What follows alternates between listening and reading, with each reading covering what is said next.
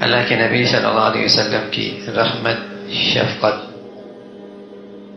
اور حکمت گناہگاروں کے لیے،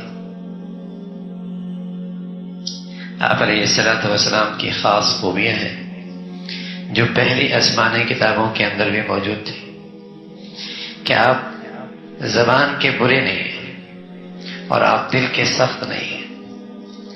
تو بما رحمت من اللہ لنت لهم ولو كنت فظا غليظ القلب لانفضوا من حولك فاعف عنهم واستغفر لهم۔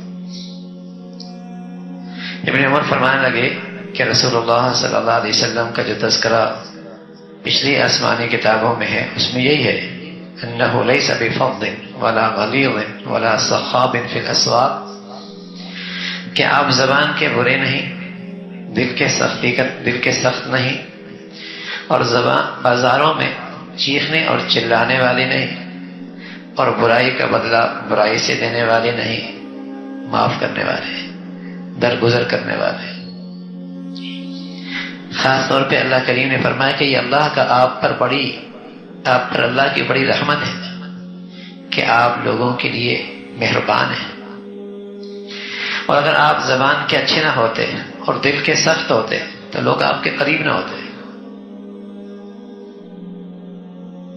یہ جو آپ سے محبت کرنے والے دائیں بائیں بیٹھے ہیں، یہ آپ کی انہی اعلیٰ اخلاق کی بنیاد پر ہے۔ آپ زبان کے میٹھے ہیں، دل کے بڑے مہربان ہیں، آپ دل و جان سے بڑے خیر خواہ ہیں، یہی اعلیٰ اخلاق ہے۔ تو ایک نوجوان آیا اور آپ کی مجلس میں آیا اور کہنے لگا یا رسول اللہ مجھے زنا کی اجازت دے۔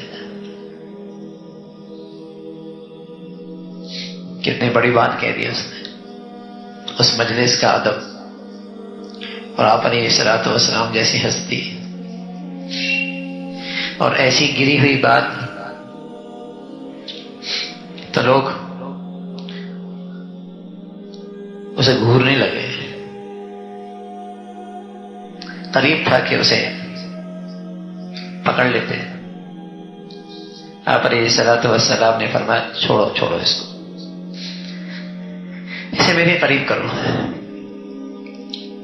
قریب آ گیا، حضور علیہ الصلوۃ والسلام کے پاس بیٹھا۔ اب آپ علیہ الصلوۃ والسلام نے بات شروع کی۔ جب کسی گناہ کے بارے میں اللہ سے بھی ڈرایا جائے، مرنے کے بعد کی زندگی سے بھی ڈرایا جائے، اور ساتھ ہی عقلی طور پر بھی سمجھایا جائے، تو گناہ سے بچنا آسان ہو جاتا، برائی سے بچنا آسان ہوتا۔ بس اوقات مرنے کے بعد کی زندگی پہ ایمان کمزور ہوتا ہے، تو وہاں کی سزا، وہاں کی رسوائی، وہاں کا عذاب، یہ آدمی کے اندر اتنی رکاوٹ نہیں پیدا کرتا۔ لیکن اگر اسے عقلی طور پر بھی سمجھا دیا جائے اس کی برائی، اس کی شناخت، تو فرق پڑتا ہے۔ اور پھر اگر ساتھ ساتھ اس برائی کے جو اثرات زندگی میں ہیں، اس دنیا میں ہیں، وہ بھی بتا دی جائے، قبولیت اور آسان ہو جاتی اس دعوت میں، اور اس نصیحت میں اثر زیادہ ہوتا ہے۔ جیسے حضور علیہ الصلوۃ والسلام فرمایا کرتے تھے عفو طائف نساؤکم، اگر تم چاہتے کہ تمہاری بیٹی، تمہاری بیوی، تمہاری والدہ، تمہاری گھر کی عورتیں پاک دامن رہیں، تو پھر تم پاک دامن بن جاؤ۔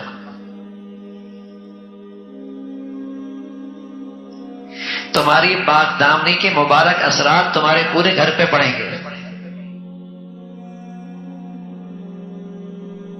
اس لیے کہ وہ تمہاری عزت ہے، وہ تمہاری آبرو ہے، وہ تمہارے گھر کا حرم ہے۔ اب تمہیں وہاں رسوائی نہ ہو، اس سے پہلے پھر تمہیں کچھ کرنا ہوگا، تمہیں صاف ستھرا رکھنا ہوگا، اور تمہارے شر سے دوسروں کی بیٹیاں، بہنیں، مائیں محفوظ رہے نا، تو تمہارا گھر کی حفاظت ہو جائے گی۔ ایسا تو نہیں ہے کہ تم کچھ بھی کرتے رہو اور اس کے اثرات تمہاری زندگی پہ نہیں پڑیں گے۔ نہیں ہوتا. تم اپنے گھر کا تحفظ کرنا چاہتے ہو تو پھر اپنے شر سے دوسروں کی ماں بہن بیٹیوں کا بھی خیال رکھو. ورنہ ایسا ہوتا ہے کہ جو بویا جاتا ہے کاٹنا پڑتا ہے، چاہے وہ دیر سویر ہو جائے.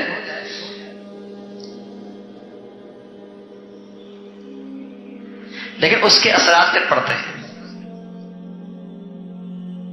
تو پیارے رسول صلی اللہ علیہ وسلم نے اس انداز سے نصیحت فرمائی، عقلی طور پر بھی اس کے نقصانات. بات نصیحت اثر کرتی ہے. ڈانٹا نہیں، برا بھلا نہیں کہا، دھتکارا نہیں، غصے نہیں ہوئے. برائی سے نفرت ضرور ہو، برے سے نہیں. برائی سے نفرت ہو، برے سے نہیں. گناہ سے نفرت ضرور ہو، گناہگار سے نہیں. کیا پتا وہ گناہگار کیسی توبہ کر لے، بڑے بڑے نیکوکاروں سے آگے بڑھ جائے. مزید بیانات سننے کے لیے دین سے محبت آفیشیل چینل کو سبسکرائب کریں.